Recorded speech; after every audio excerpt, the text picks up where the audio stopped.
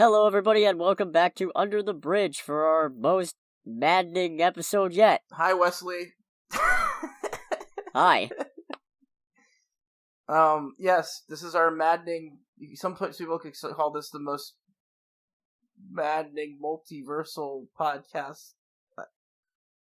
Let's move on. Wow, I set us up great, and you just you just took that and stumbled. That's what I'm good for.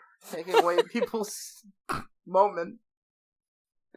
Anyways, I'm Cody, aka the Scarlet Troll. I'm Nick, aka Agent Darkman, and we're not joined by Greg because he was too lazy to go see Marvel movies this that's week. not fair. He had he genuinely could not find one because everything got sold out. Lies. That's fine. Wow. What? Harsh. But accurate. Harsh but accurate, you know? I am also gonna talk smack now. Haha. You thought I was gonna play the devil's advocate, but no! I'm sick of it. Anyways, let's get into it. Poor Greg. Okay. First, the stuff that doesn't have to do with Doctor Strange and the Multiverse of Madness. Let's start off with Guardians 3 has wrapped principal production. Woohoo! So that's neat. Is the holiday special done too? I don't know. I would presume since that's coming out first, they would want to wrap that up. They probably also shot the Love and Thunder scenes in the same, set. I'm assuming they did a really long shoot with the Guardian cast when they had them, and then they used that for the holiday special and for Love and Thunder as well. Might have. I don't know. It's kind of hard to tell when production for various things really went around because COVID kind of, Yeah. absolutely wrecked everything. Correct. But still, yeah, I'm excited to see that. It's still shooting to come out in May of next year, so we're only about a year away from the probably tear-jerking, heart-wrenching final outing of this particular iteration of the Guardians. Do you think they're either going to drop the Guardians or we're going to get new Guardians? I don't know. I feel like, now that the Guardians name is actually worth something, they're probably going to make a new iteration. I don't know. I don't necessarily think they're going to have James Gunn do it. Adam Warlock? I could see them maybe keeping a couple of people, starting a new team based around either people who showed up in this movie or people who they find afterward, and then rolling from there. Adam Warlock? Oh, Adam Warlock's in this movie. Adam Warlock for next gen? Quite possibly.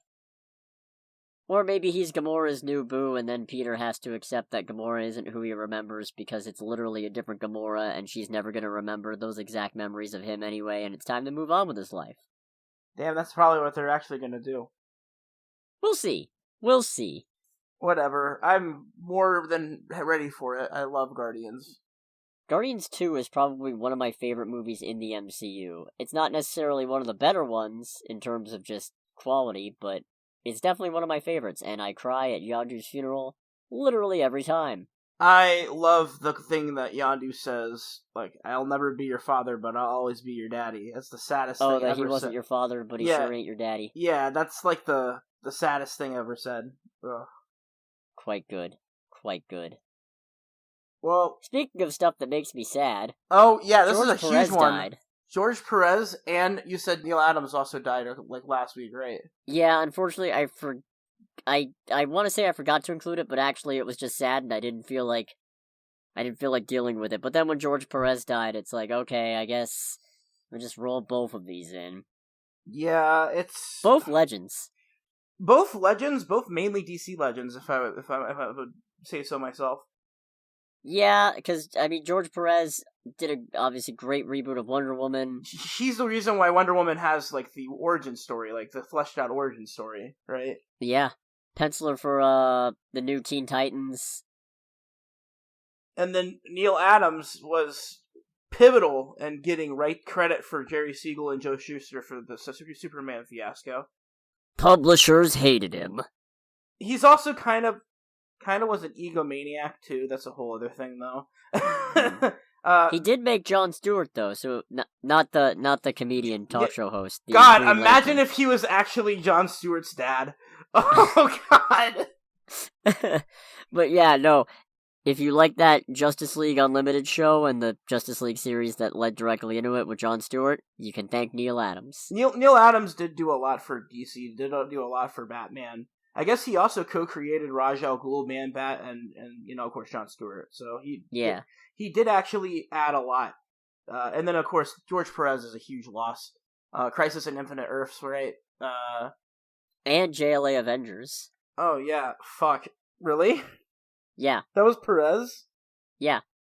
Which, not that long ago, they did a reprint. I think it was I think the proceeds were to help with whatever health things he had going on. Or it was to donate to something. And it was in honor of the fact that he was having some real serious health problems. I really should have looked this part up. And I was very upset because I wanted to get it. But I did not get the opportunity to get a reprint of JLA Avengers.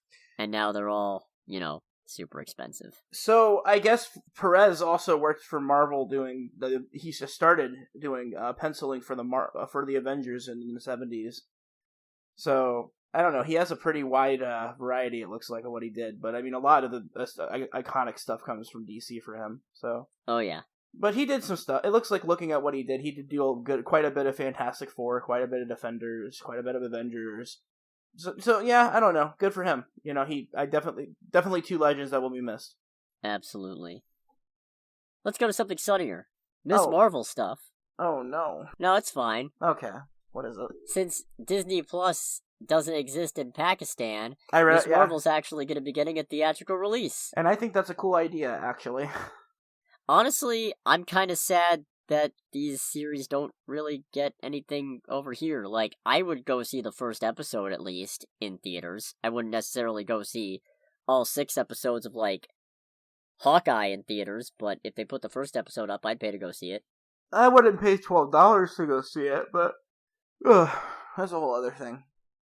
I don't know. I think it's a good idea, especially for these countries that don't have Disney Plus. I think my roommate's girlfriend doesn't have, in Canada they don't have Disney Plus, or it's limited. In Canada? It's limited, I think, because she doesn't really have access to it. Are you kidding me? Yeah, it's America's America. That's insanity. Let me fact check myself. But I think that's a thing. But that's kind of cool. I like what they're doing there. Continue on. We also have news, carrying on with Miss Marvel stuff, that Bollywood star Farhan Akhtar, I probably butchered that name and I apologize, will be appearing in a guest starring role.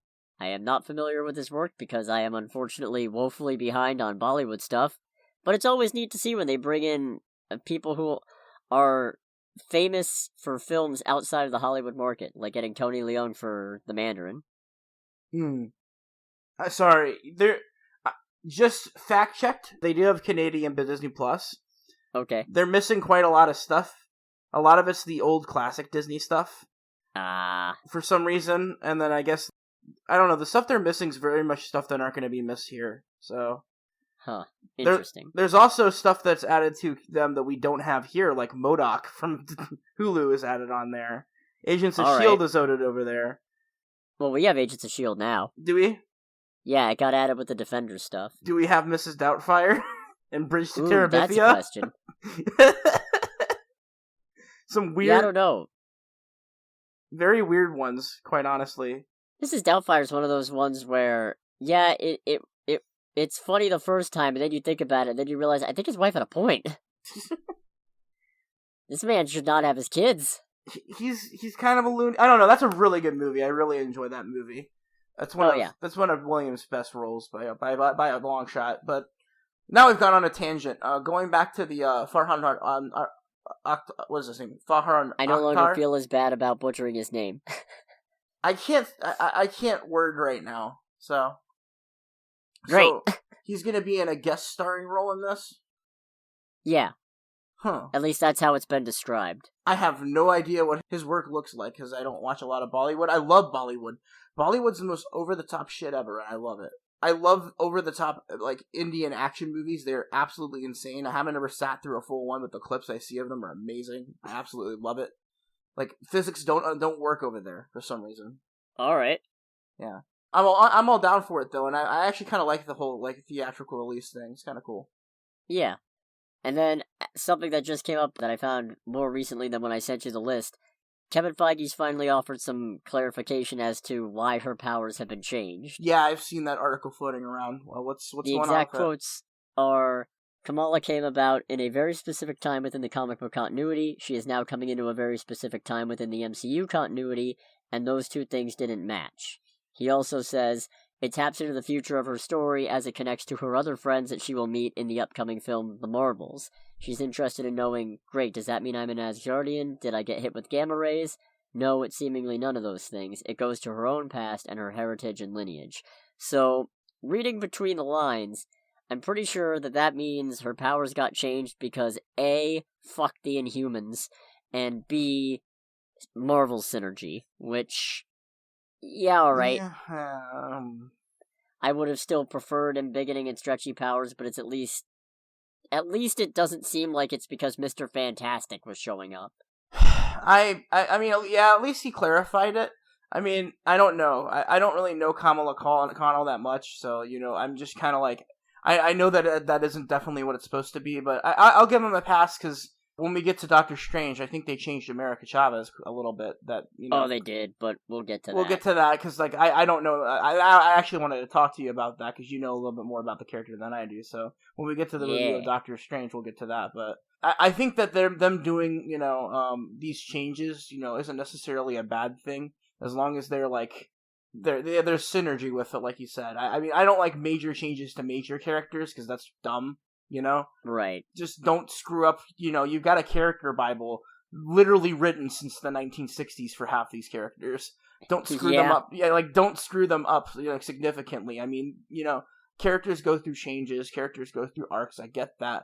But there's specific things inside of that Bible you shouldn't change, Right. Like, Tony Stark can't just start, I mean, he's a snarky asshole. He can't just start, I mean, there's certain things about characters that you can't change, You can't have Iron Man and give him Colossus powers and expect that it's going to go over well. Yeah, that's a good one. Tony Stark can't just be walking around with a bottle of liquor everywhere. No, that's pretty on point for Tony Stark. You know what? It is. I just can't stop thinking about the fact that liquor was his arch nemesis for a little bit. Yeah, that is pretty funny. I want to see him fight. Oh god. Okay, I'm done with my weird. Let's make weird fake superheroes and supervillains. Oh, not again, please! I beg you. I still haven't recovered from Spice. So okay. One more. Okay, so. Oh no. Greg, where are you? I need you to stop this. Iron Man has a counterpart to Spice, and it's rum. So when they team together, they make spiced rum. I regret everything that led up to this. Moving on. Sorry. Yeah. You better be. Ugh. So, another bit of news that actually... He's a pirate captain that shoots rum out of his hands. Shut up! Go on. Sam Raimi says that Universal is talking about making a sequel to Darkman. Oh boy. Which I haven't seen. I haven't either. I kind of want to now. What is Darkman? It was actually Sam Raimi's first major studio picture as a director. And oh shit, I guess it was know made what this because is. I know he couldn't get the rights to Batman or the Shadow, so he just decided to make his own superhero. Yeah, I know what this is. It's a kind of a cult classic movie. I've never watched... I know what it is now that you said that. Yeah, it's a very obscure-ass movie. Honestly, do it. I have no problem. And Liam Neeson's still alive, so, make it an older Darkman. There you go. Or get somebody else. I think I've had quite enough of Liam Neeson. He plays the same character in every role. No, but not really the problem. The problem is I saw Memory, and I wish I could forget it. That's clever. Thank you. It actually just... I did not plan that. Let's move on. Let's move on from Sam Raimi Darkman. Trailers! We got some this week. We're gonna start doing this with the trailers, because it makes sense. Don't say that, then we'll run out of trailers. As soon as you say that, you're gonna curse us, and next week there's gonna be no trailers. No, we'll have to watch the shitty ones from, like, Apple Plus TV that come out. Obi-Wan! Obi-Wan! It got a new trailer. What is your opinion on it? Because I have opinions. It's alright. I'm scared they're gonna ruin it, like they do everything Star Wars related. Mando was good. After just replaying through all 9 movies in LEGO Star Wars, because I bought the new LEGO Star Wars game, I've been playing that. I'm kind of on a Star Wars binge again, and I'm curious to see what they're gonna do with the character. I'm curious to see, like, obviously they showed in the trailer, like, you know, Obi watching over Luke at a young age. You know, I mean, he obviously knew who Ben Kenobi was because he called him Ben in the movies. Like, he knew him in episode 4. I did really like when the boy is old enough, he must be trained. Oh, like you trained his father? I was like, damn! Yeah, damn. Yeah. Owen coming at him with the good shit. Yeah, there's a lot that, I mean, obviously there's the stinger for the trailer is Vader, which I don't think anyone didn't think we weren't going to get Vader in a thing set during this time. No, it was confirmed Hayden Christensen was back. Is it Christensen? Apparently. Oh wow, that's very interesting actually that they didn't just go straight for why am I blanking on his name? He's the most iconic voice at all time. James Earl Jones. Thank you. God. We don't know that he's not involved. Just presumably it's Hayden Christensen inside the suit. I mean, yeah, Hayden Christensen actually got a custom suit made for him for Revenge of the Sith. So, like, he wanted to play Darth Vader. Like, he wanted to not only be Anakin Skywalker, he specifically asked for them to fit a suit so he could be Darth Vader in person as well. For a couple of scenes that he had. So I know he's very committed to wanting to play the character. So I'm all for it, honestly. If he wants to do it, I mean, it makes sense, you know, and it makes sense that it's Hayden Christensen because this is a younger Obi. So, like, you know, this is a couple of years after the events of Episode 3. So it's and if we could get an actually good Vader Obi-Wan fight. Oh my god, that's all I want right now. Holy shit. Don't get me wrong, I have some concerns about the idea of. It feels like that's going to contradict A New Hope, but I mean, no more or less than the prequels do. Well, okay, so the way that A New Hope opens with, like, you know, those two fight, I've seen you, I haven't felt this presence in a long time. How long? It's very, you know, vague. Yeah. It could have been a couple of years, because, I mean, keep in mind, the Luke in the trailer, he looked like he was, like, 7 or 8. You know, Luke is, like, 18 when, like, the movie starts, so... Yeah. This could be like, you know, they'd had one encounter 10 or so years ago while Vader was trying to figure out who, you know, where Luke is, what Luke was doing, because Vader wants to keep his eye on him because he wants him to be a pawn for the Emperor, you know, and then maybe they get in a fight, and that might be the finale as they do a Vader Obi fight, and then ostensibly that would be the last time that they see each other until Episode 4. And that would be, this is filling in the cracks for everything in between what he was doing in the desert until Episode 4. As long as we get something better than them weekly tapping each other's lightsabers. Well, that was also the 70s, so... I know, but it's so jarring to go from Revenge of the Sith to A New Hope. To one of the absolute best fight scenes in a sci-fi movie ever on Mustafar. You can't top that, like... Ugh. And then you go to A New Hope and it's just... I'ma get you! I'ma get you! No, they're gonna do it. I mean, they have that one weird Sith girl who I don't know what her purpose is or why she exists, but... She's an Inquisitor, I think. Oh, that makes a little more sense, but why does she have a saber? I don't... Is she force... Like, does she have force powers? Is she... It's times like this I really wish I was more into Star Wars lore, but I feel like if I was more into Star Wars lore... I'd be really depressed by where Star Wars is instead of just ambivalent. Yeah, no, don't. I mean, I'm not as big as our friends, Chase and Jeff are, but, like... Yeah. I definitely know my way around it quite a bit, and it is fresh on my mind after playing LEGO Star Wars, so... Because basically all that was just a refresher for me, and honestly I'm glad I played through it right before Obi-Wan, because now I have a refresher of the whole trilogy, so... You know, it was like, because it's a recap, that's all it is, it's a recap, so that's all I got is a nice refresher of everything that happened, so... I'm ready for Obi-Wan. So we can move on to the next thing, because I think we talked about Obi-Wan far too long, but I'm cautiously optimistic. We can review it weekly like we did with Moon Knight. Moon Knight. I'm blanking on names tonight. Holy crap, I'm bad. Yeah, no, it's really something. Speaking of really something, weird. The Al Yankovic story. It's definitely weird, I can tell you that. I feel like it's not weird enough. I feel like Daniel Radcliffe is not a good casting choice for this. No, and I feel because this whole movie's obviously a joke, right? This is a bit. I don't get it. Okay, because this started as like a Funny or Die skit. Literally. Yeah, something like that. I feel like it was either Funny or Die or it was college humor.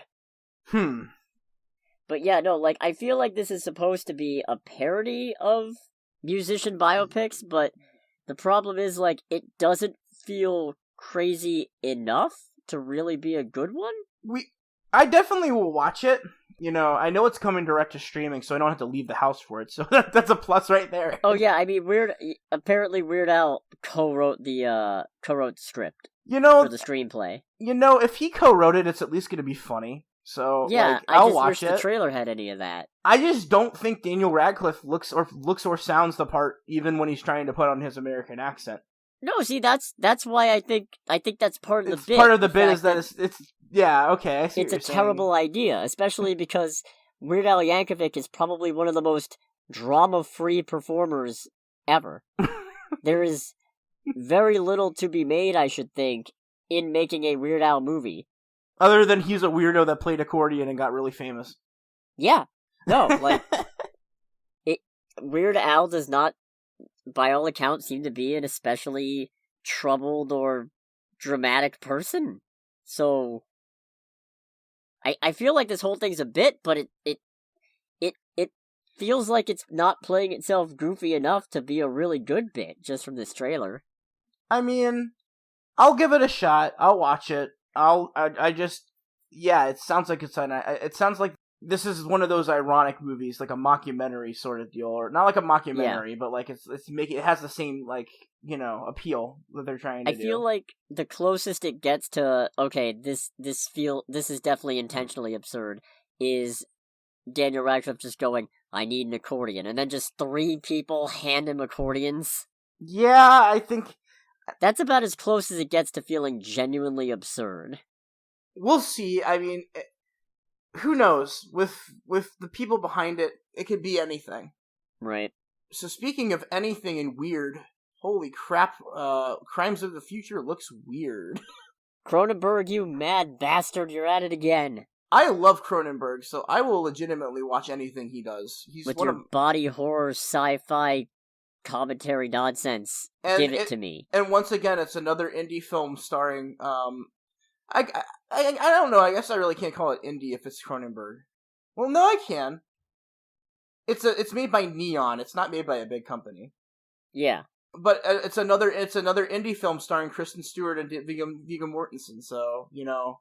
Kristen Stewart tends to do really good in her indie roles nowadays. Like, she pretty much is, like, has the same bitch face, the resting bitch face, and doesn't really... She plays the same character, but, like, she's finding her path away from Bella and starting to play other characters. Kind of like how Pattinson's doing. However, Pattinson legitimately doesn't like Hollywood movies. He's just kind of finding his footing with them again after Twilight. Kristen Stewart also, I think, is the same way. I think Twilight kind of gave them both a bad taste in their mouth. That being said, this is the most Cronenberg movie I've ever seen. It looks very Cronenberg.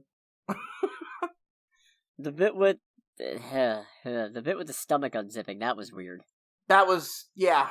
I mean, this to me screams like, okay, this is it's the same concept of, like, and they even, like, mention it, like, surgery and pain are, like, the way that people get pleasure in this, you know, universe now that, you know, pain isn't a thing that people experience.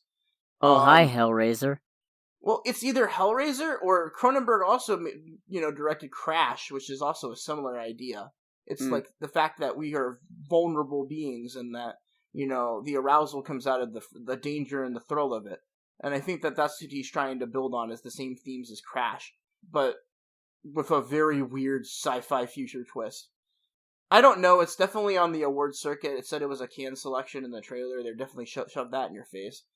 I'm not gonna lie, when I saw from the director of Crash, I thought they were talking about the 2004 film at first, and I was incredibly disappointed that David Cronenberg had made that the idea that David Cronenberg had made that movie, and I was very relieved to find, oh, no, completely different film. Never mind. Yep. Different film, same concepts. That's it. But, I don't know. I'm going to definitely watch it. I like Cronenberg a lot. I'm a huge fan of Videodrome. That's like my favorite thing he's made. That and The Fly are both excellent movies. So, definitely. I probably can convince my roommate to go with me, honestly, to that one. So he'll probably join us to that one as well. I remember Shivers. That was a weird and unnerving movie. Yeah, he's definitely a character. He's like David Lynch. You either like him or you hate him. Well, I like him. I do too. And you know what I also think is interesting is the last movie that we're talking about from the trailer. Next to last. Week. Oh, next to last. We have another one? Yeah. The big overblown James Cameron one. Oh, I don't want to talk about blue people. Okay. Well, we're gonna, but first we're gonna talk about Don't Worry, Darling. Starring Florence Pugh, Harry Styles. Florence P. Harry Styles. That's worse. That's so much worse. and good old Chris Pine. It looks interesting. I mean, I'm assuming the reason you put this on the list is it stars Florence Pugh, so... I just saw it because it was on a list of things where a trailer came out this weekend, but also... Yeah, Florence Pugh. I know you really like Florence Pugh, and it seems like this, she's starting to kind of branch out a little bit. I think that Florence do. You Florence do the do? No, not that. No. I'm curious to see what this movie is about. It looks like it's like a mystery thriller. I don't know if it's necessarily a horror movie, but it looks like a mystery thriller. So I'm curious. Description I've seen is psychological thriller, and I love me some 50s aesthetic. So I do too. I like this whole it's something called the Victory Project in 1950s America. Like, what does that mean?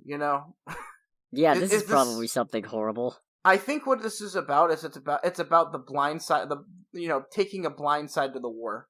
Like you know how in the 50s, like most people were very supportive of the war, and they just kind of blindly supported the war.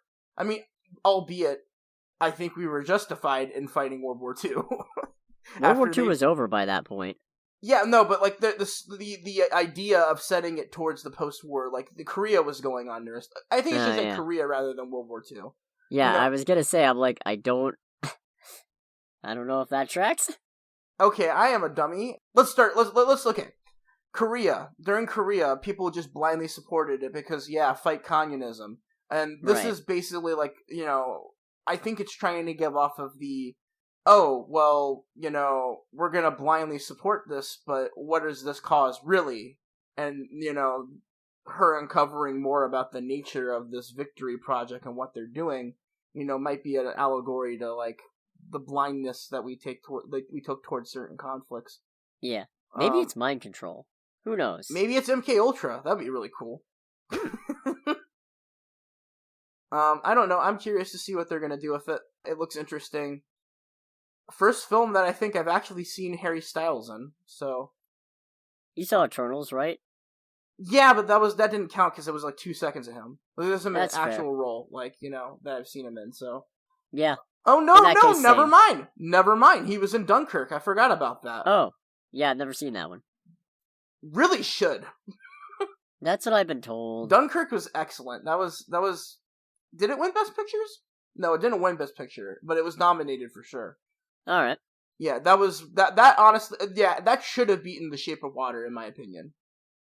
That should have beaten. There's a lot of movies. The 90th one was stacked. That was 2017, 2018. That was a stacked year. And regardless, Harry Styles can act. That proved it to me. So I'm curious to see what he'll do in Don't Worry, Darling. And nice. Because that was his first role, was in Dunkirk. So he's only done. Course, Chris Pine. And Chris Pine, who can't do anything wrong. Yeah, now that he's been cleared of sending people cannibalistic texts. Yeah, that was my fault. I'm sorry. You're not Armie Hammer. Armie Hammer, though, I think we need to keep an eye on that guy. Oh yeah, definitely. If he gets to play a movie like... What if he's Werewolf by Night? Oh, no. I don't think he would be. Oh, God. The thought of those texts in my mind when I see him. Oh, God.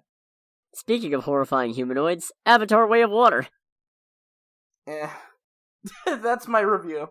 Yeah, I have seen this trailer now in both 2D and 3D, and I'm not particularly impressed either way. I'm gonna see it day one because it's a James Cameron movie in 3D, and I'm sorry that man can sell me a 90-minute movie of somebody painting a wall in 3D, and I'll watch it. I mean, I'll probably go see it too. I need to watch the first Avatar before then, but I don't know. For me, it's just yeah, it looks great. Do me a favor, Cody, if they ever re-release, they're gonna really release Avatar at some point before Avatar 2, because it's been like freaking over 13 years since the original. Go see it in 3D. I will go with you. I need to see it again in 3D, because that was the first movie that actually made me like care about 3D. And he spent a lot of money on the 3D effects for that movie. So I'm thinking this movie, I think, is more focused on his underwater like filmmaking ability, which he's proven before in like movies like The Abyss and shit. So like, he's a very, very, he really likes the underwater. He really likes the sea. I think we're gonna get a lot of like genuine James Cameron out of this in terms of his cinematography. I don't know. It's probably gonna be an absolutely gorgeous movie. It's probably gonna win like every set design and every Academy Award you can get for like makeup and stuff like that. I'm just curious to see what they can do with the concept of blue people. I mean, they really couldn't do much with the concept. I don't know where you're going to take it. It didn't look interesting at all, quite honestly. Like, everything I saw in the trailer is like, this doesn't make sense or I don't care. Like, I just don't care anymore about Avatar. If Avatar 2 came out in like 2010, it probably would have hype around it. And everybody's only cares about it because it was the highest grossing movie of all time for a while. That's it. Oh no, it still is now. Well, of course it is. I think they did another re-release and now it's back on top. I don't remember.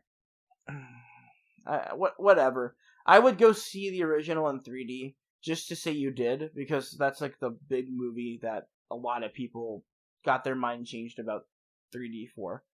Fair. Other than that, I'm gonna go see it.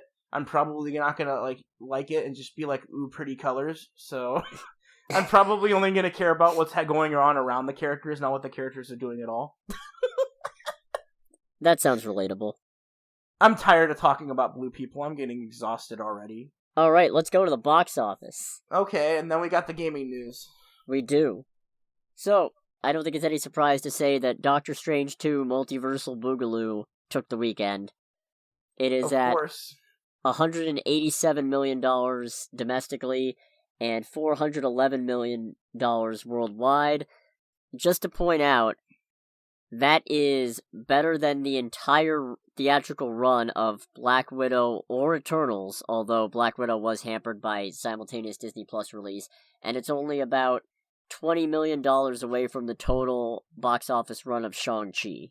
Wow. So, Strange is going to be the first MCU movie that doesn't involve 3 Spider-Man swinging around to pull down the big bucks since the horrifying pandemic started to subside and movies started coming back. To be fair, this is quite an essential movie to the story, and we'll get more into that during the discussion phase, but there are some surprises that I'm sure once they are learned about, people will go see the movie for. Weren't originally interested, so...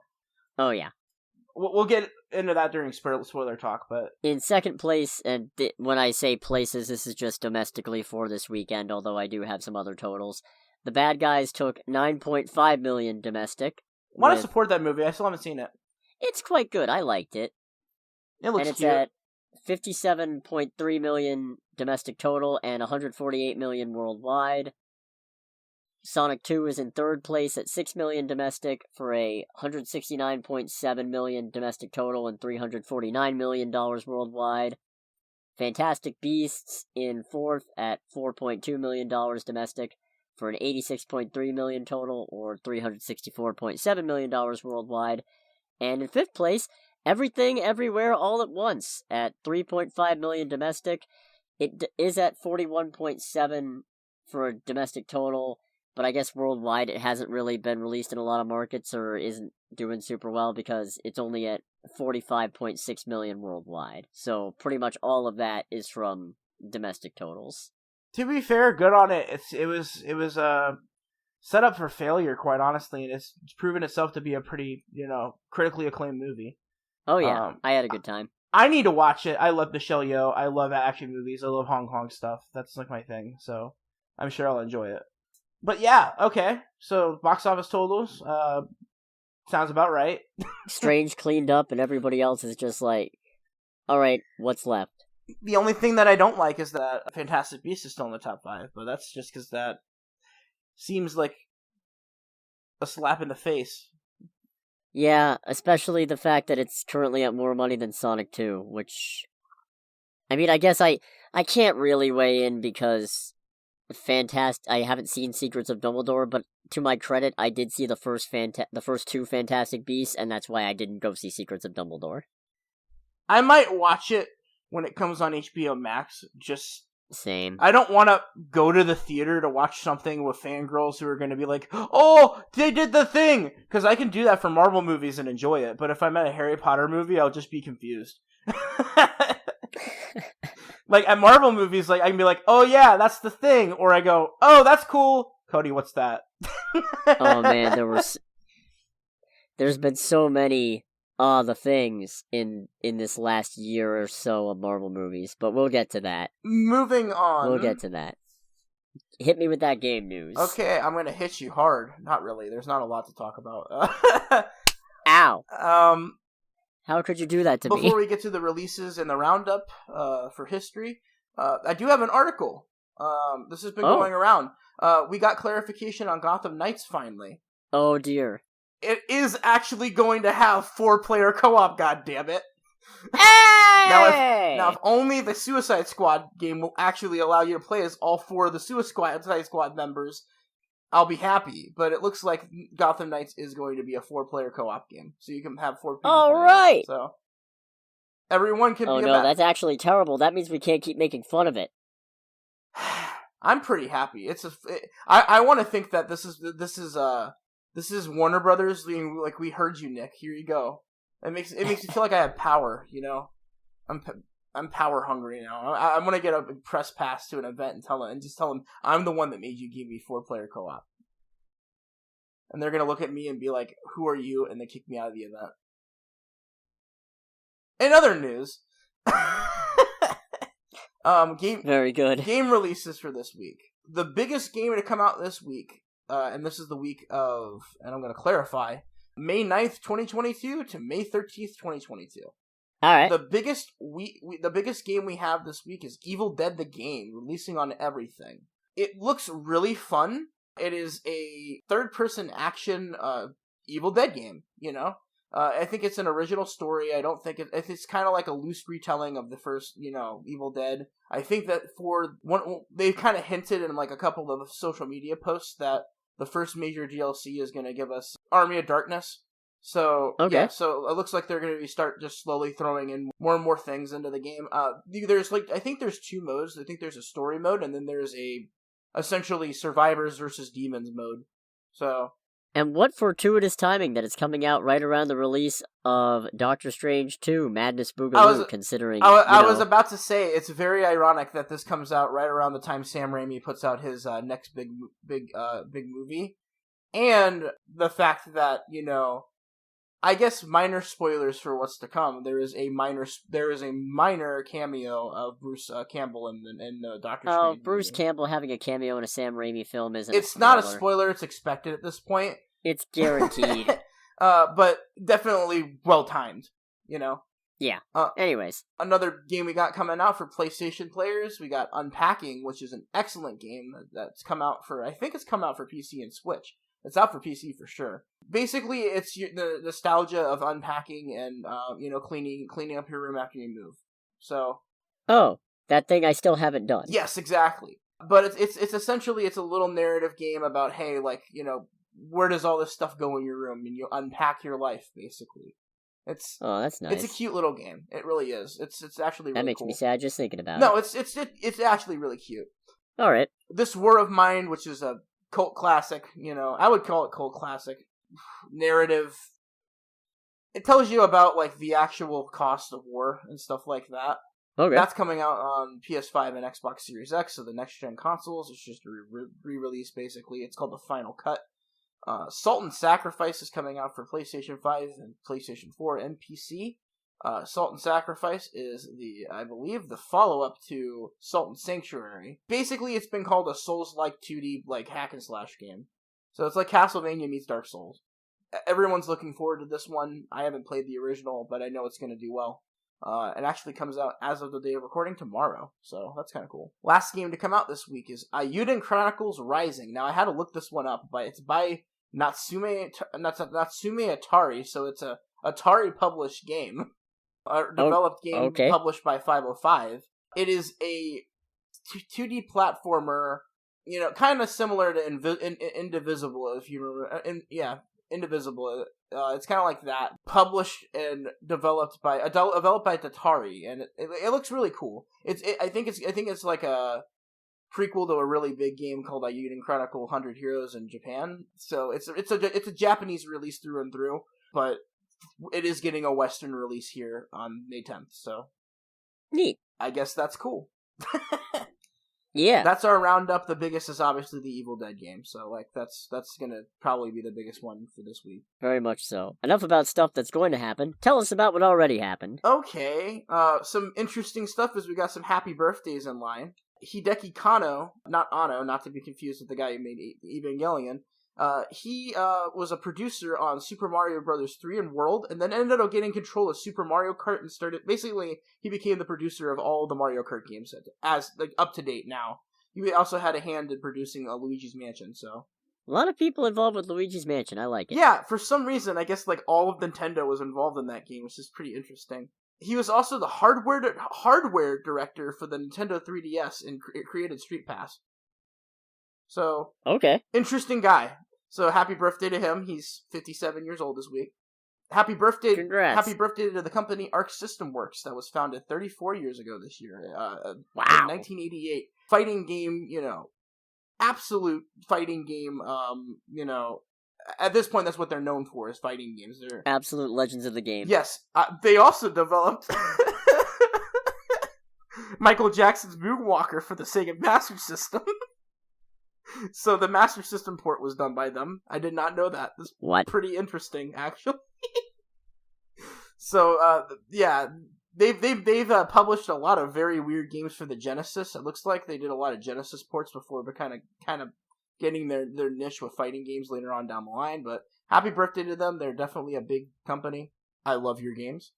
Happy birthday to the Sega Saturn. Launched 27 years ago this week. Sega Saturn never stood a chance. Never stood a chance, but it also launched with Panzer Dragoon and Virtua Fighter, so happy birthday to those two as well. Yeah. Virtua Fighter being the first 3D polygonal fighter ever, so it's a pretty big deal. And the Saturn, you know, what can you really say about the Saturn? It was a follow-up to the Genesis. It's known for having the best, like some of the best arcade ports ever on a home console. Like frame to frame. Like it's a really good game for like shmups and any 2D sprite-based stuff, because it just runs it real well. A lot of really good games came out on that system. It's very iconic. I mean, happy birthday, Sega Saturn. You know? That's really all I can say about that. And we're sorry. Yeah, and we're sorry. We're definitely sorry.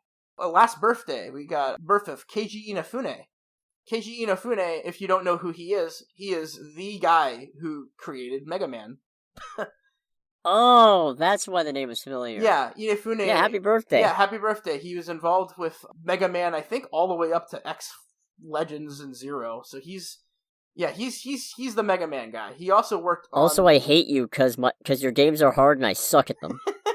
Keiji Inafune also worked on Dead Rising, of all things. Okay. So he's a Capcom guy through and through. He also worked on DuckTales and Chip and Dale Rescuers, which are two absolute classic platformers for the Nintendo. I mean, he's the graphic designer for both of those. So he did all the graphic design for all this. Character designer for Mega Man is the biggest thing that he's done, though. He's contributed a lot of really good designs to such a beloved series. So happy birthday to you. That's a huge one right there. Mr. Inafune himself. Games. Other games, because we got to mention some of them. Donkey Konga 2 came out in 2005 this week. Really weird game that uses a Congo drum peripheral. You've probably seen. How dare you remind me of Donkey Konga? Donkey Konga I'm kidding. Is I'm indeed kidding. a game. 10 years ago is when we got the Minecraft Xbox 360 edition, so the first console port of Minecraft. So it's been on consoles now for over a decade. That's kind of interesting. Happy Decaversary, Steve. 18 years ago, we got Custom Robo for the GameCube. Very interesting game. Very fun game. I believe the whole point of that game was making your own mechs and fighting them. Other games we got Grand Theft Auto Vice City came out for the PC specifically 19 years ago. So that's the only reason I mentioned that is modding communities and everything. So not to be confused with the game Nick is putting together, Grand Theft Auto Spice City, where you play as this homegrown Marvel villain. You play as Spice and Rum, or Rum and Spice, and you distribute drugged ice cream to the populace. Holy shit!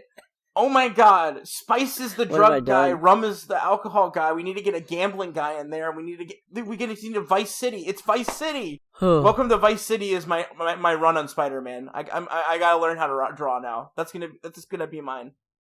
Okay. Well, I wish you the best of luck. Next, we've got Super Mario RPG. Is 26 years old this week, so that's a huge release right there.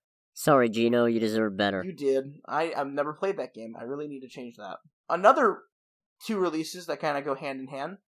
Oracle of Ages and Oracle of Seasons, Legend of Zelda for the Game Boy Color came out. Oh yeah, Zelda Red and Blue. Yep, Zelda Red and Blue came out 21 years ago this year. So nice. Happy birthday to all those franchises and people and consoles and everything. Thank you for giving us fun, I guess. I don't know. I'm very, very, very excited that I got to talk about the Sega Saturn because I am a Sega stan, so that's kind of my thing. But yeah, that's all I have for gaming news that I care about. There's honestly, it's been a kind of slow year to start up, other than a lot of the merger stuff that happened with towards the beginning of the year. So we'll see what happens as we get into we're getting into prominent game teasing and game trailer season. So I don't know what the next event is, but I'll make sure that I follow it closely so that way I can get some coverage for this. So very good. So before we start telling you more about Doctor Strange and the Multiverse of Madness, we have to ask an important question. Are there too many multiverses now? I mean, it's a trend. It's a trend because of Marvel. Ever since Marvel started with the whole multiverse thing with the Spider-Verse movies, I think Spider-Verse was the first thing to really set it off, and ever since then, yeah, it's very prevalent. Not just in movies though, gaming as well. Ratchet and Clank, the new one, that was featured around multiverses. It's just a trend. Like Fortnite kind of has a multiverse thing going on with it. Of course, Everything Everywhere All at Once shows even indie movies are getting into it. Yeah, it's definitely a concept that's been like definitely explored.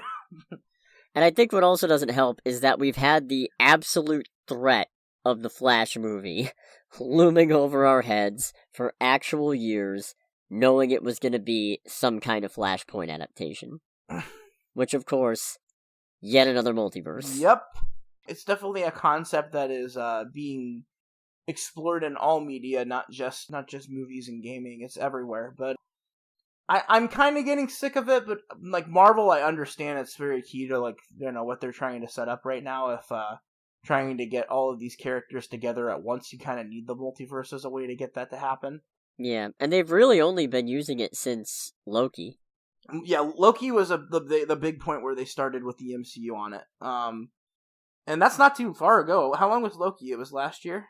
Loki was June. It's been almost a year, wow. Yeah. I mean, to be fair, it's definitely been, as much as you can say there's been a dominant theme in the MCU since Phase 4 started, because a lot of them have been kind of disconnected and off doing their own thing. Like, you've got Hawkeye for street-level stuff, Falcon and Winter Soldier for also street-level, but aiming more towards political. WandaVision is magic, sitcom, action, dramedy, everything. It's a show of many hats. Eternals is Eternals. weird space opera. Well, not space opera, but it's a weird one. It's a weird one, but like. But you've had this multiverse thread going through Loki, What If, No Way Home, and now, of course, Doctor Strange 2. So I feel like that's been the thing that's really keeping it, and the fact that nobody knows what it's building to yet is why it feels like it's so prevalent. Because really, I don't necessarily think there's been any more multiverse stuff than there is any other kind of trend that's currently popular. I think it's just more obvious because of who's currently focusing on it. Right, yeah. I think that the spotlight is on Disney and Marvel right now. And I think that because, these movies are so pivotal to our culture, it's gonna sound like it's more prevalent because, they're doing it and it's gonna make money. So yeah. I wish Greg was here to tell us if F1 is doing a multiverse. They aren't isn't F1 like Formula Racers? I was kidding. Okay. I do know that they're supposed to be doing a Fast and the Furious like crossover with frickin' Jurassic Park at some point. I'm pretty sure that's made up. Is it? Because it sounds like something they would do. I am decently certain that was made up. Because I really want a scene where Vin Diesel meets up with Chris Pratt's character, and like Chris Pratt like he like pulls a gun to the dinosaur like Blue, and then the Chris Pratt goes, "Shh, that's my family you're pointing your gun to." He's like, "It's all about family. You gotta meet my family," and they all go out for dinner. And while they're out, then Chris Pratt, Bryce Dallas Howard, and a pack of velociraptors join for the barbecue at the end. Yeah, exactly. No, yeah, exactly. And then they're like, "This is what it's all about. It's all about family at the end of the day.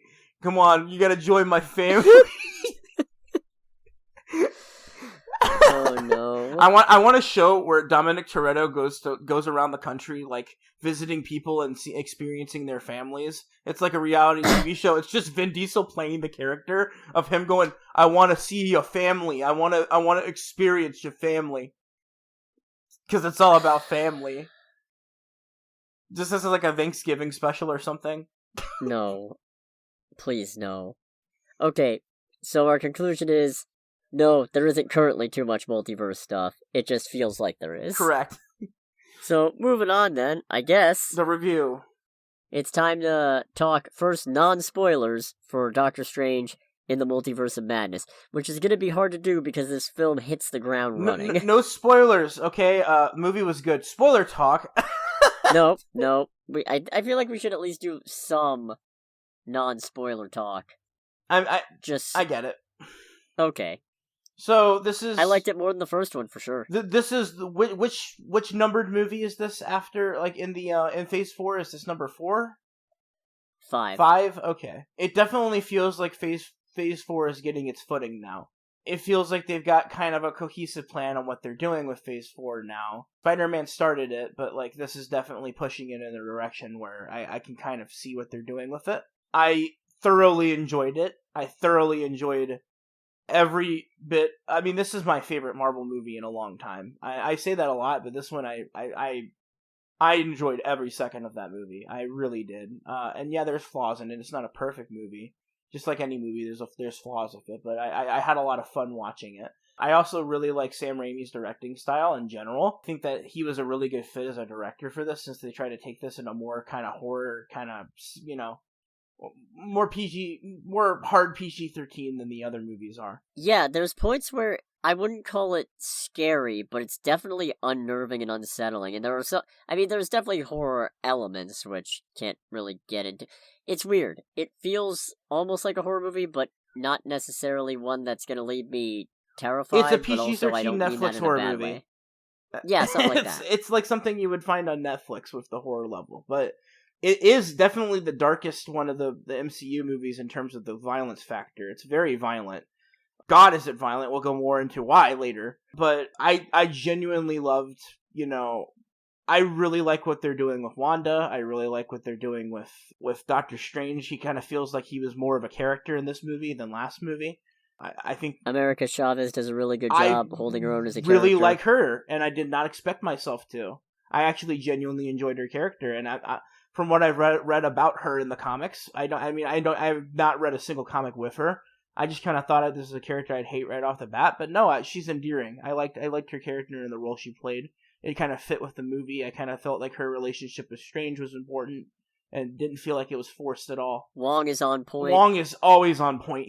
I'm so glad that, like, we just got a little bit of Wong, but it was enough Wong, you know? Wong makes a great Sorcerer Supreme. He really does, you know, and I'm glad that they didn't just, like, at the end of the movie give the Sorcerer Supreme power back to, like, they didn't just make Steven the Sorcerer Supreme at the end.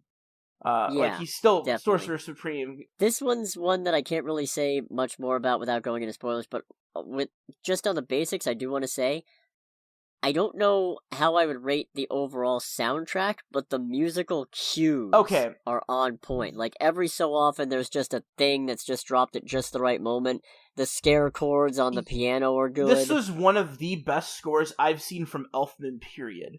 And it definitely, like, it took me a minute to figure out it was Elfman. You can hear his bumpy, vibrant, you know, like, it doesn't feel like an Elfman soundtrack. It just feels like a really good score. Like, I think my favorite part of the movie was the music. I think it was, like, I'll explain it later, but the is one of the best things I've ever seen put to film ever. That was absolutely... I'm gonna bleep that, just to be safe, and we can talk about it more later. Okay. We'll talk about that more, definitely. There's just some amazing, amazing pieces in that movie. I was very impressed. I've actually been listening to the soundtrack more, and I appreciate it a lot. As a classical music guy and a guy that appreciates, I love Danny Elfman's work in general. I mean, not just, you know, I mean, I liked him in, like, he was in Oingo Boingo in the 80s. I loved him when he was just doing musician work, but when he started picking his feet up with, like, Batman and all of the Tim Burton stuff that he did, like, I mean, he is an excellent composer.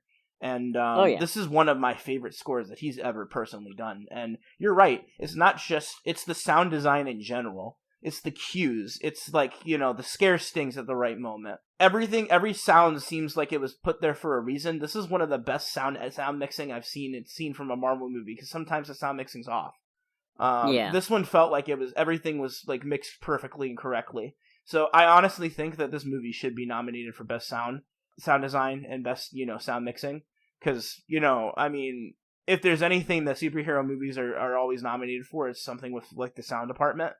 This one deserves it. This one, it was, not only were the visuals cool and engaging, but the music and the audio was engaging.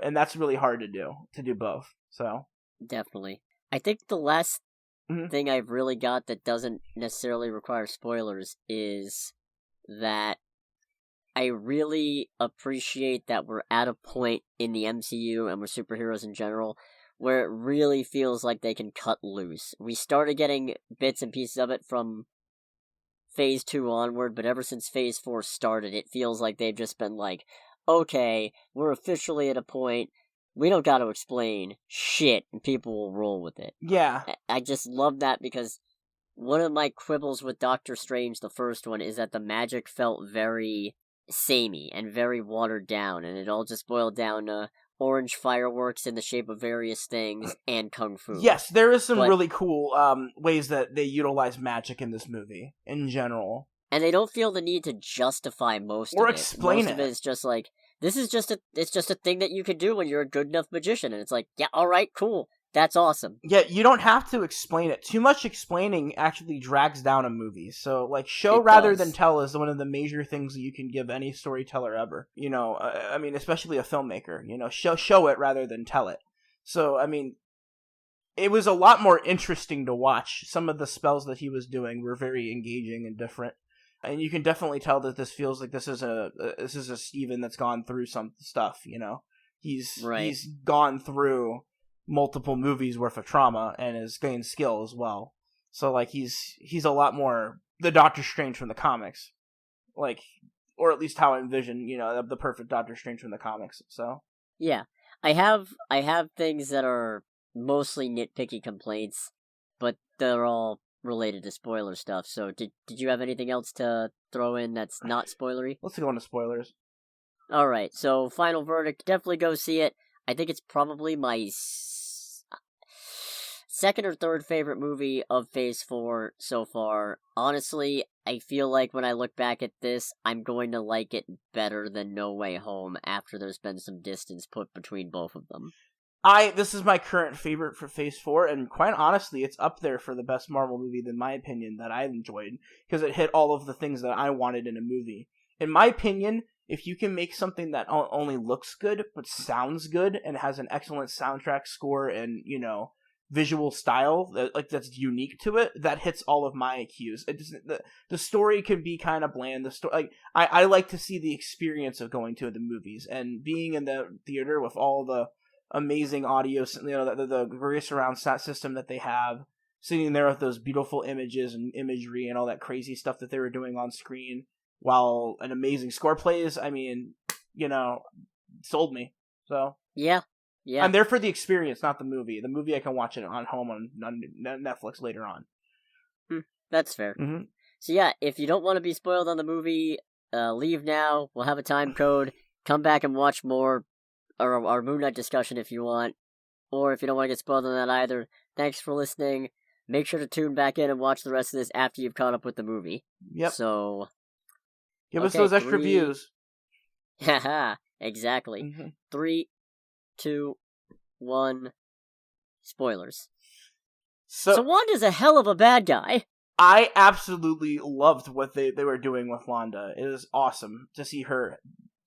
Like, in Endgame even, it felt like she could have taken on Thanos she was doing a really good job against Thanos by herself. Now that she doesn't care, and she's kind of the only thing she cares about is getting this fantasy back that she thinks is her kids. She wants to have this fantasy life back that she was living, and nothing else matters. She's menacing and terrifying, and Elizabeth Olsen really puts it all into like being menacing and terrifying in a way where it doesn't seem like it's in contrast to the character she's playing.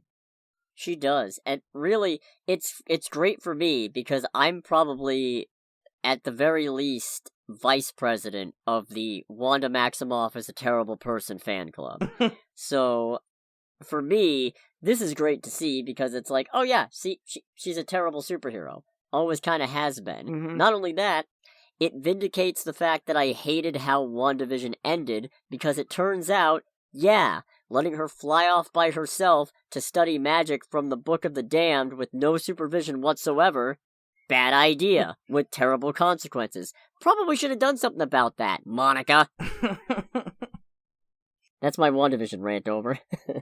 So, that's another thing I want to kind of segue into. This is the first real interaction that we've had beyond, like, a post-credit scene in Black Widow. This is the first, like, interaction that we've had with the Disney Plus shows, other than that one interaction of the post-credit scene on Black Widow where it shows them, it shows, what's her name?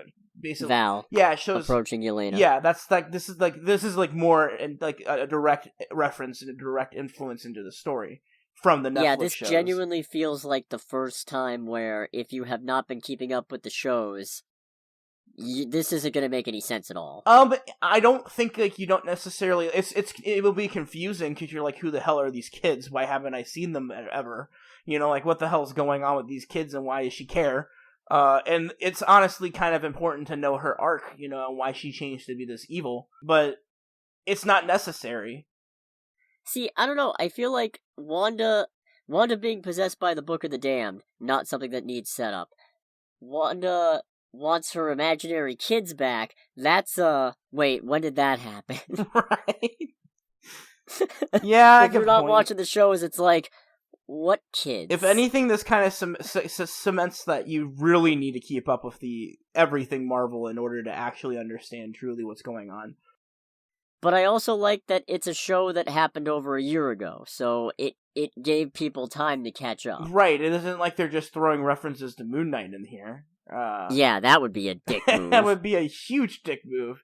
Yeah, like... I'm resisting the urge to blurt out Moon Knight spoilers right now. Well, we can talk about them shortly after this. Yeah. I still want to say, like, I want to talk about the scene, my favorite scene in the entire movie. And it's not the references, it's not like the cameos or anything like that. It's that diegetic fight scene.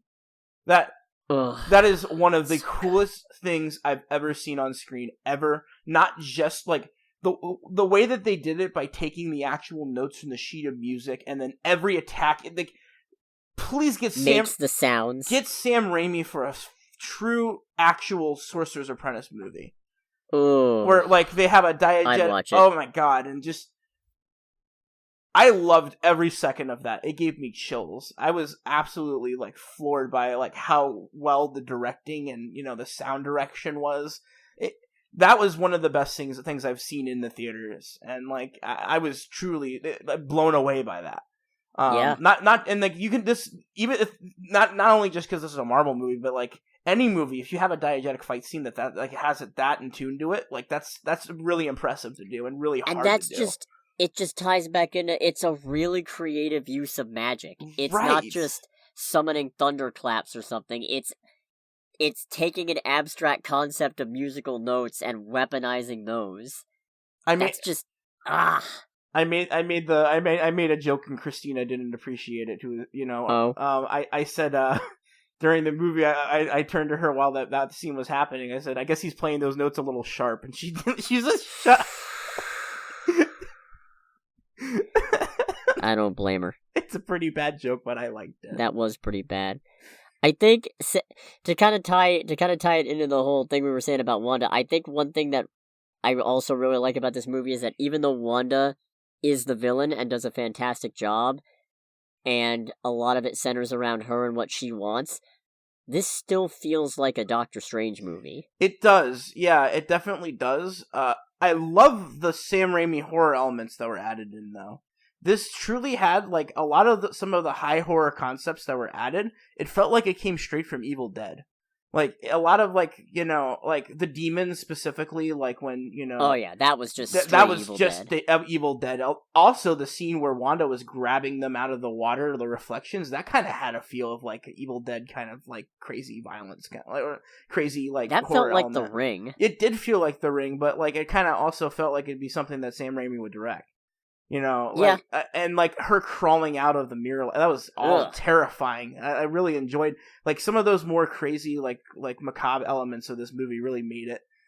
It's also bonkers to just watch her tear through the entirety of Camertage and realize, okay, yep.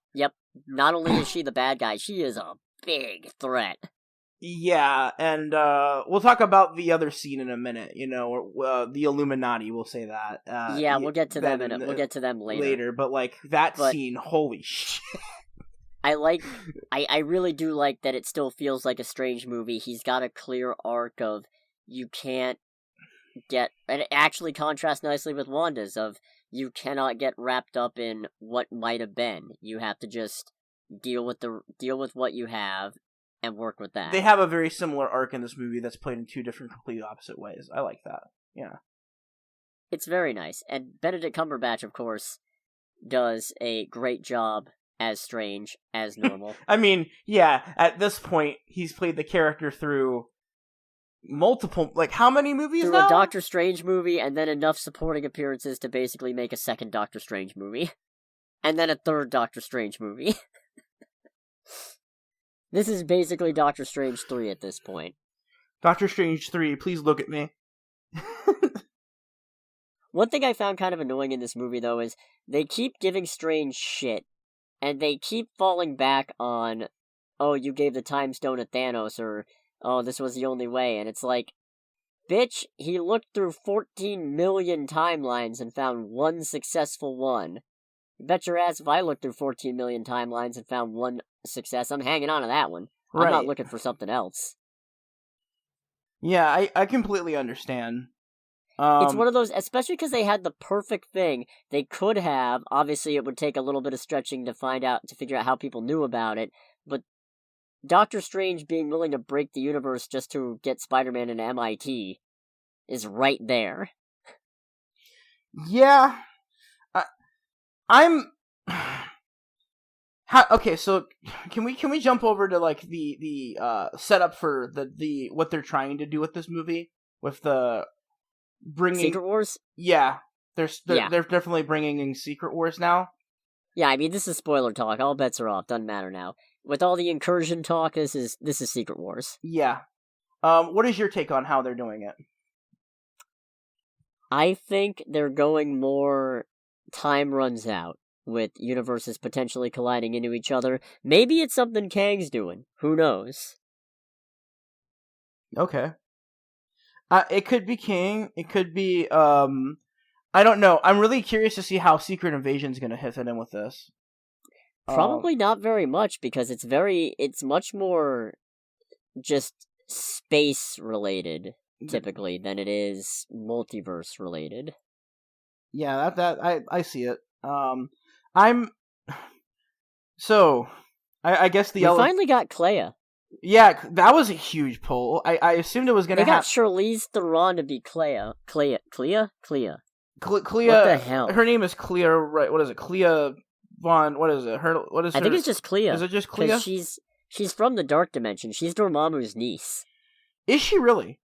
Yes. Oh. I do think it was a little on the nose that they set up a whole thing of, oh, Strange, you have to be willing to open yourself up and get over Christine and, be willing to let yourself love. And then the character who happens to be Strange's wife in the comics just shows up right then. A little on the nose, but I've been waiting for Clea, so I'll take it. Also, was that first scene, the nightmare dimension? Or is that like just an alternate dimension? I think it was just a space between spaces. Okay. Is what alternate Christine called it at one point. Okay. The gap between dimensions or something. It looked very much like the nightmare dimension. It to me, like, of course, when I say I've read some of the comics, I'm talking about the old shit from the 70s. Yeah. It looked a lot like the interpretations of the nightmare, of that form of nightmare. And I was expecting them to kind of play with that, and they did a little bit, but I was like, oh shit, okay, this looks like the nightmare dimension. This is pretty cool. Also, like, I don't know, I'm very, very happy with what we got. Honestly, I couldn't ask for anything else. Like I've got. Okay, can we talk about Chavez? Yeah. My one thing, and I guess this is just a me thing because nobody else seemed to agree. I busted out laughing at her backstory. It's not that funny. It's really. I think it's plenty funny. It's funny how they showed it because it was very jarring. But the bee wasn't like the fact that she got scared of a bee isn't why her parents got lost in the different. Universe. See, the thing is, I agree thematically you are correct, and narratively you are correct. What got her parents disappeared is the lack of control over her own powers and her own fears and insecurities, which kind of mirrors also what's going on with Strange and Wanda. But the fact of the matter is, per the actual text of the movie, the visual of the movie, getting scared by a bee cost her parents. And that's fucking hilarious. As tragic backstories go, that's like if a bat flew past Bruce and his parents in Crime Alley, and Bruce shouts, and then all of a sudden, some rando with a gun just fucking pops out of his veranda and just shoots both of his parents. It's like Cruella when her mom gets killed by a Dalmatian. It's one of those things where I 100% understand and respect the intent. I don't respect that intent. That was one of the worst things I've ever seen ever. No, I meant Doctor Strange. Doctor Strange one, yeah. But other than her backstory, what did you think about? Oh, other than that, fine, absolutely. Is she similar? Like, how different is she from in the comics? Because in the comics, I thought she's kind of a ditch. Toned down a lot personality-wise, I think. In the comics, she tends to be a little more bitchy, headstrong. Okay. I'd say. Well, you said it the nicer way. Yeah, I mean, she's not bad. I've only read some things with her in it, like the first volume of not the first volume of Young Avengers. The first one where they got back together and Kid Loki's part of the team, but it's not actually Kid Loki. It's reincarnated evil Loki possessing the body of his younger self, but motivated by his guilt to try to be a better person. It's complicated. Where she's keeping an eye on Wiccan, aka Billy Maximoff? I don't remember what his last name is. The Wanda kid with magic. Because somebody wants him for his multiversal powers, and Loki's like, I could take them, just kill him and give me the powers, and she's like, I should kill you for that one. Like, she's not a total bitch, she's just very headstrong about the way she goes about things, and very, yeah. Here she's a little more naive, personable, I guess, is the way to put it. I actually liked her a lot. I liked her character a lot. It was I've always gotten that interpretation that she's just a bitch in the comics. But like here, she was kind of likable, and I liked that she was still kind of sassy without being annoying. Like she was. I think it also helps that because her being a multiversal singularity is also a thing in the comics. Okay, it is. In the comics, though, something like that doesn't serve much purpose other than trying to emphasize how totally and completely special your character is, especially when it's somebody who... It's not like it's the Living Tribunal where it's a fundamental force of the universe. She makes star-shaped portals to other realities. Cool. That doesn't seem like the kind of thing that's worthy of being the only one in the multiverse, and it just kind of raises more questions than answers about how is it in an infinite multiverse there's literally no other use. And it's still a question in the MCU, but I feel like since in the MCU they make a point of it in this movie that you can't physically cross between dimensions, that making her one of a kind was kind of a necessity. Okay. Yeah, I see what you're saying. And it definitely... I don't know. The way that I just liked her character from a character perspective, not knowing anything about how the character is.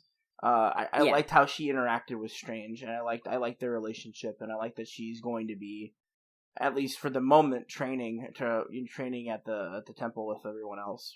Yeah, I wonder how that's gonna work, because she doesn't typically have magical abilities beyond, kicking star-shaped holes in reality in the comics, so I wonder if maybe it's gonna be she doesn't actually have any magical aptitude, so she ends up just helping Strange out in her own multiverse portal kicking way. Yeah, that's what I think is probably gonna end up being like. Maybe it's just they're trying to watch over her because she's a powerful being.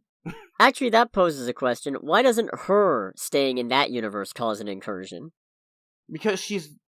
Because she's not from that universe. That's a good point. That's a good point.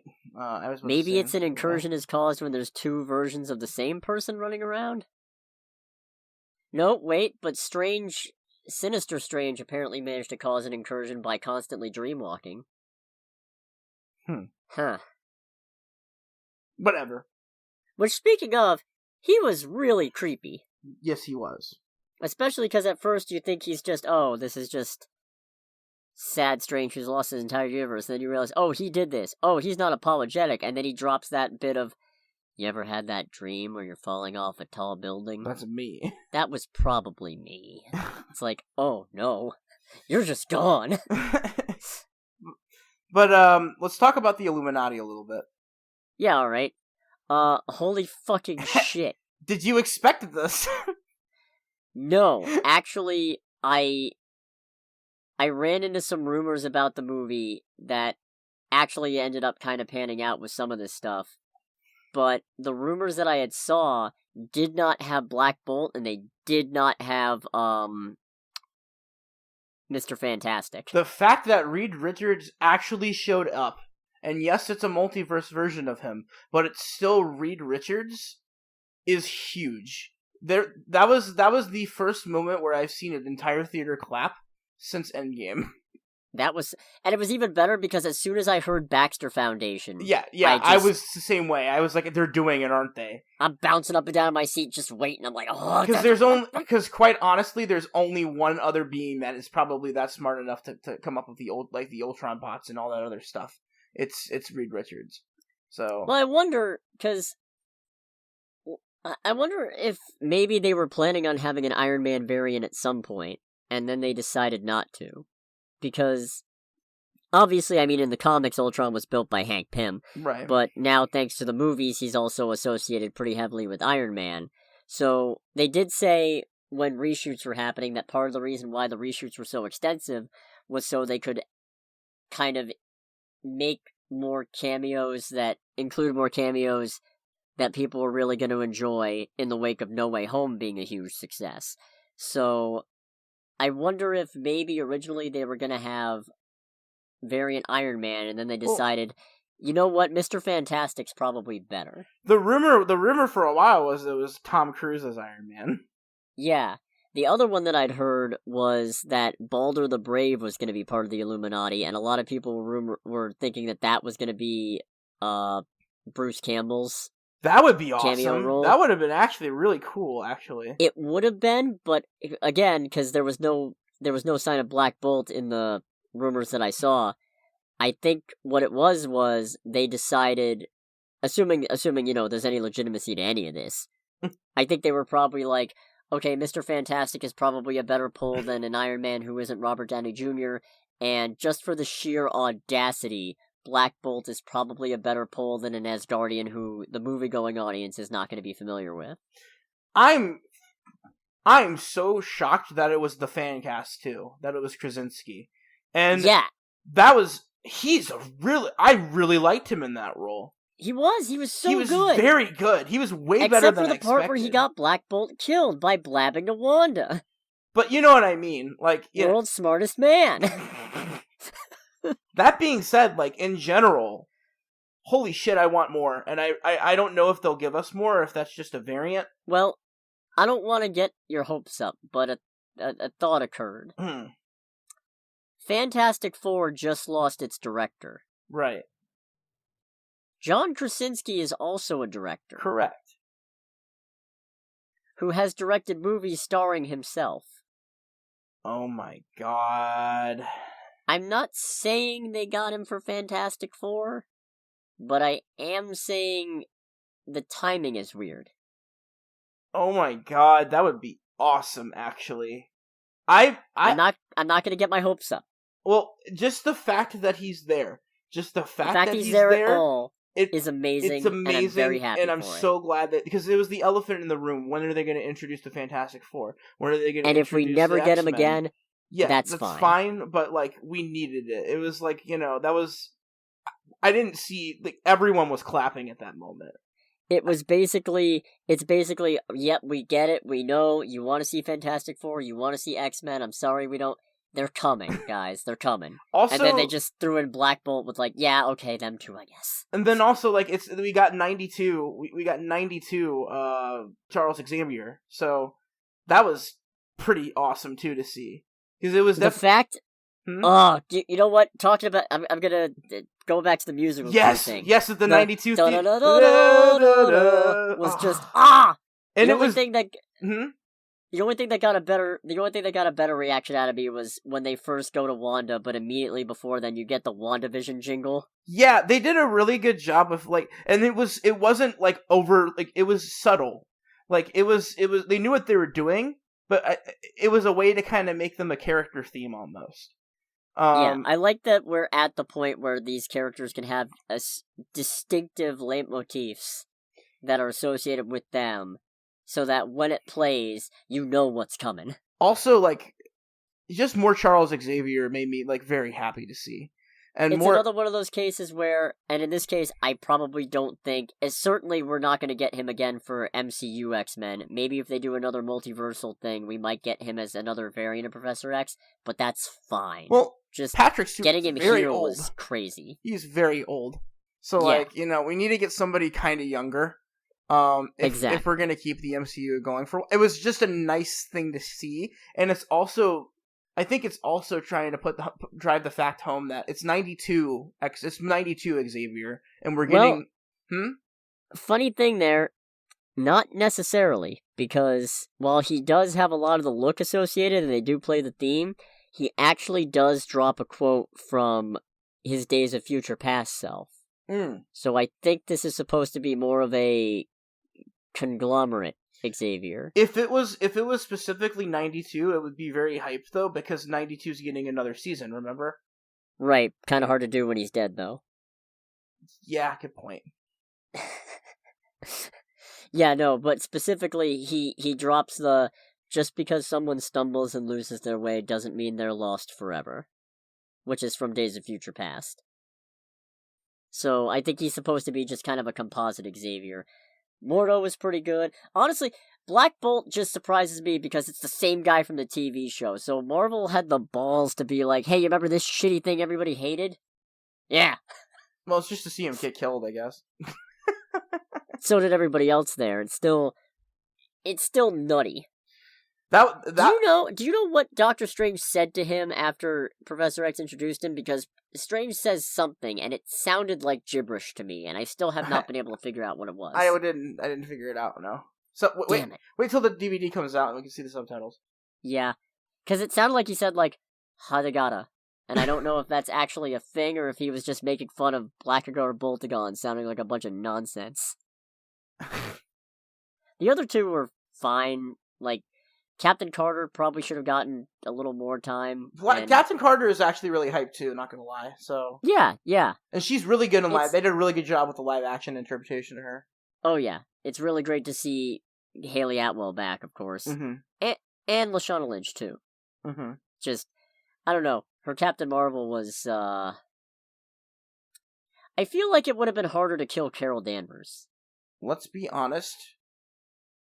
Every character was going to be overshadowed by Richards and Xavier. Like, that makes me the absolute happiest that I can see is seeing a Reed Richards that I don't hate on screen, and that like the suit was a nice interpretation of the classic look, but with the modern and like Marvel style.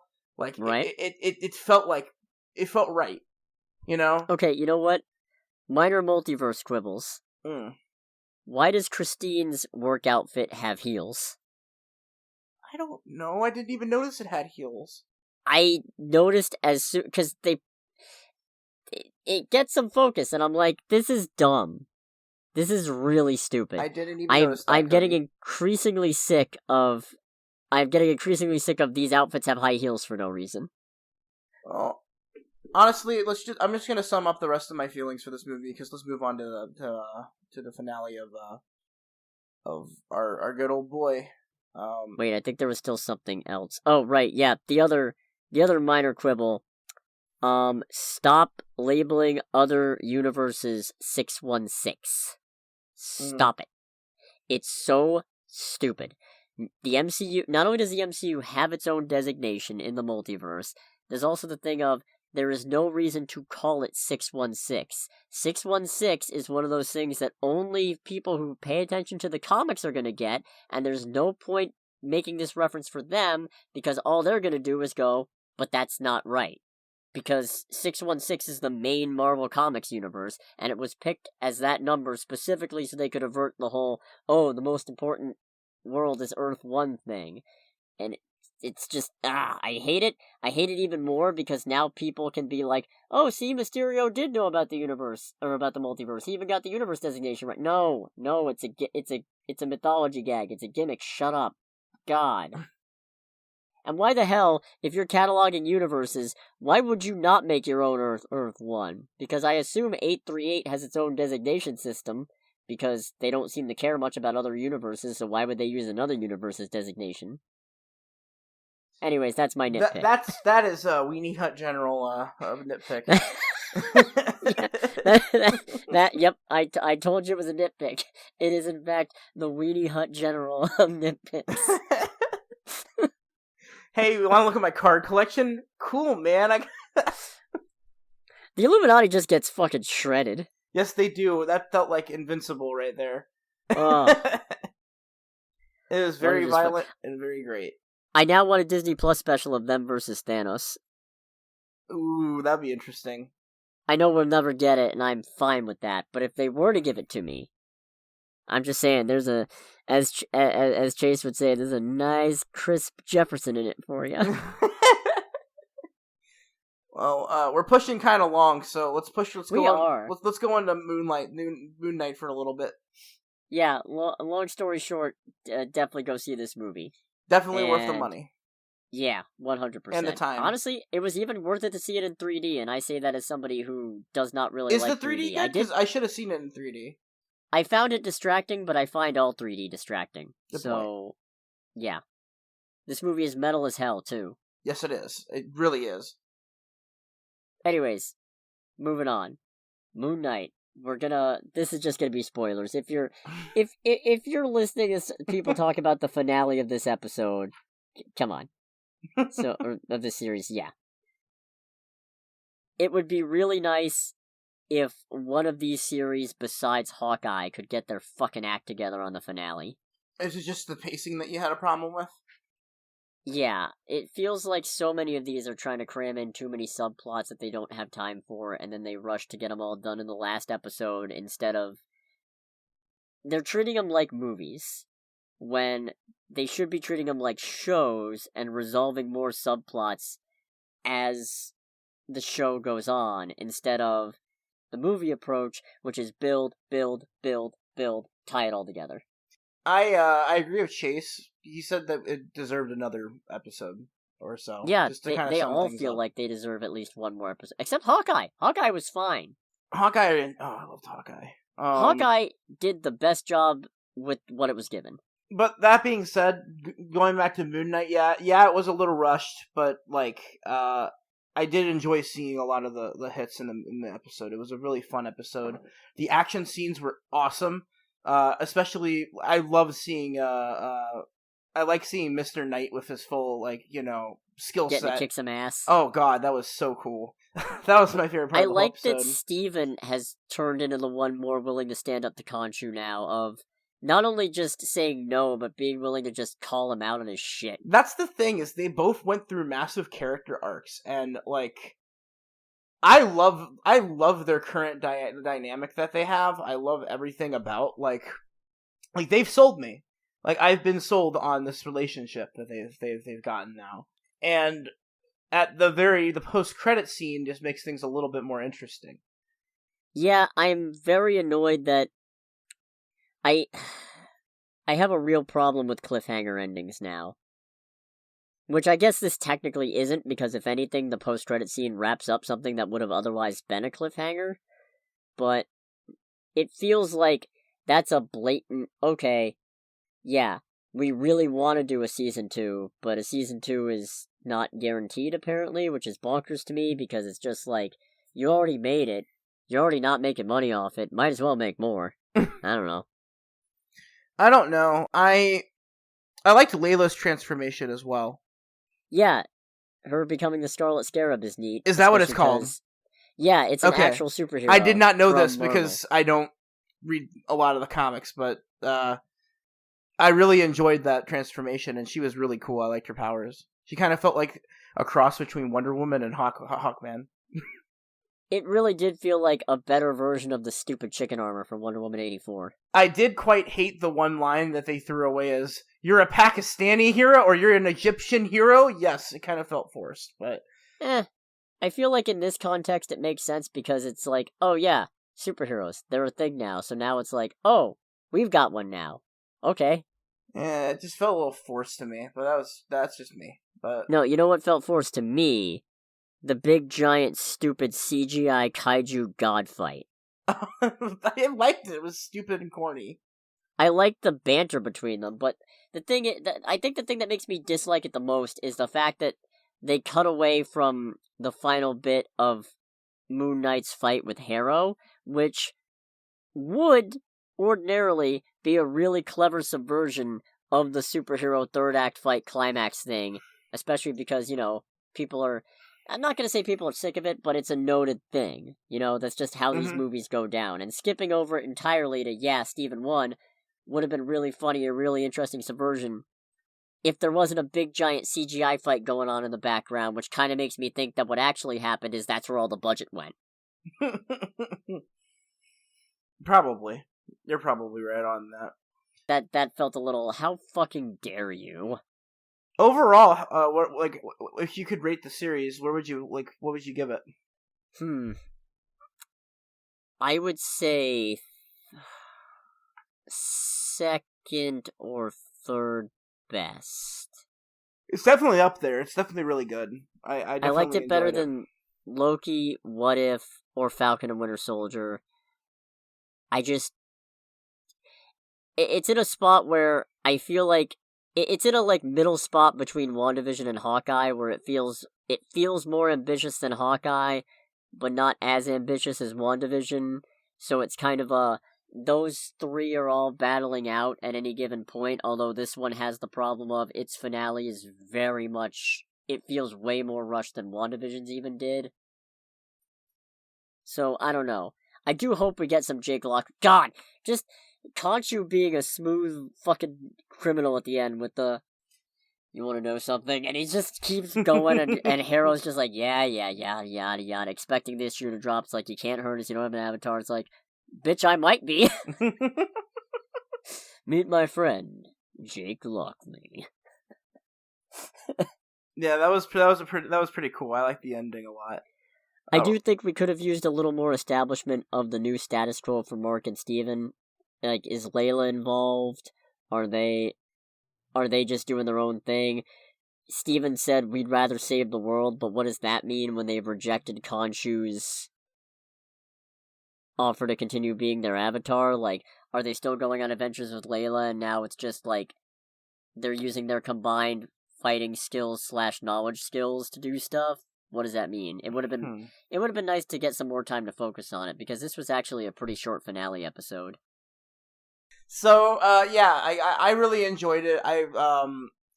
I was really curious to see if any of the post-credit scenes were going to do anything with the supernatural stuff, or that's what I wanted for going back to Doctor Strange. I wanted them to have something that set up like the Midnight Suns, or like some like very basic beginnings of that. Because that's what I'm assuming is going to happen after we get Blade. We're probably going to get a Midnight Sun. I think it.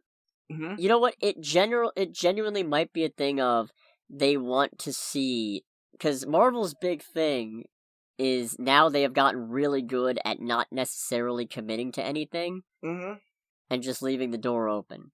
So I think they might want to make sure all their prospective members of the Midnight Suns are well received. So if they have to make roster changes, they know in advance. Because, like, I think after that, like, they can give it its own miniseries on Disney Plus for, like, the Midnight Suns, kind of like the Defenders had one on Netflix when they had all their shit. Yeah. And, like, 6-7 episodes of, you know, everyone shooting the shit. That would be awesome. God, I really want it. I just want them to start setting up some of the supernatural stuff for Marvel again. I like that stuff a lot. Yeah. Agreed. And you know, I don't know. I really hope Moon Knight's involved if they do a Midnight Sun. That would be really cool. Just to have... As nice as it was to... I did like that this series was self-contained for the most part. You got a few references here and there, like a mention of the ancestral plane from Tawaret. Or Tawaret? However you pronounce it. Hippo lady. Yeah. The hippopotamus lady. But... Who I adore, by the way. She's great. But I do hope Moon Knight gets to show up and play in the larger sandbox later, as much as it doesn't necessarily need to be in his own series, but since he is explicitly supernatural here, it does make sense to bring him in eventually. I would just love to see that. I'd love to see him interacting with Strange, and possibly, like, if they could get a good Ghost Rider in there, that would be awesome. Interesting thing, apparently, and this wasn't going to be... I think it was going to be... They were going to be interacting with an ancient avatar of Khonshu, but at one point they did consider getting some of the Eternals into this series. Oh, that'd be interesting. Yeah, I guess it didn't pan out, and they really did decide it was better off without any of that, which, yeah, agreed. But... yeah, I guess that's my final rating for it. It was pretty good. I'm curious to see what's the next miniseries we got. Is it Secret Invasion, or is it? That is Miss Marvel. Miss Marvel is next, and when is that? That is June. Holy That's shit! A month away, actually. Wait, are we gonna have a concurrent, like, 2 Disney Plus shows? It's gonna be running concurrent with Obi-Wan. Wow, really? Yep. The first one. Who knows? Maybe we'll have to ditch discussion topics or something. Honestly, if we run out of discussion topics, we got 2 things to review each week. Yeah. After a while, so. And speaking of reviews, next week, probably Firestarter. Oh, Firestarter's next week? I believe so. Oh, I want to see Firestarter. Same. Shit, yeah, okay, let's review that. Screw it. I like a good Stephen King adaptation. Hell, I like a bad Stephen King adaptation. This is Thursday. I'm going to probably go see it then. I may try to go see it a different night for other reasons, but I'll definitely see it. Plus side is my girlfriend likes bad horror movies, so if this right. is a bad horror movie, I got a good date night. So and if it's a good horror movie, you got to see a good horror movie. Exactly. So it's not a loss at all. So yeah. All right. I think that wraps things up. yeah, thank you for tuning in. Everybody, if you haven't liked or subscribed, please do that. Give us comments on stuff that you want us to talk about. Topics. Just how about this? Leave comments on future discussion topics that you want us to discuss. Anything? Yeah, we'll 100% steal your ideas for content. Yeah, that's called easy content. No, but if you want us to discuss anything, in general, just shoot it down in the comments. We're more than happy to do that. Depending on the topic. But for the 3 people who put comments out there, thank you for commenting. Genuinely, it's pretty awesome. I'm bad at interacting with comments, but thank you. And in general, I guess until next week, I'm Nick, aka Duckman. I am Cody, aka the Scarlet Troll. And this has been Under the Bridge. Under the Bridge. Bye, everybody. Bye.